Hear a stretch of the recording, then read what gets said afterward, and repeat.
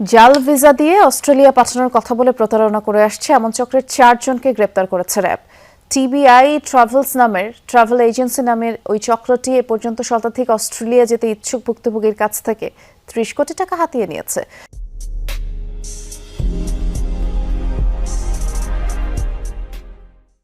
সকালে মিরপুর 1-এ র্যাব 4-এর অধিনায়ক প্রেস ব্রিফিংয়ে এমন তথ্য জানিয়ে বলেছেন, চক্রটি অস্ট্রেলিয়া চাকরির ভুয়া অফার দিয়ে প্রতারণা করে আসছিল।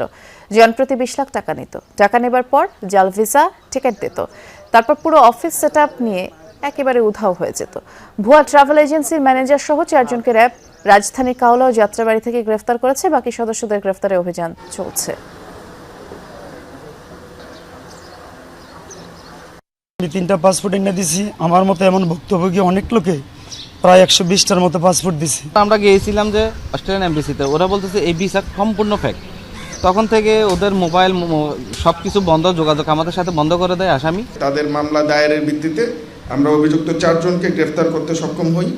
এর মধ্যে টিবিআই ট্রাভেলস গ্রুপের চেয়ারম্যান তারেকুল ইসলাম, ম্যানেজার মাইনুদ্দিন এবং তাদের সহযোগী নেওয়াজ এবং আবু হাসান।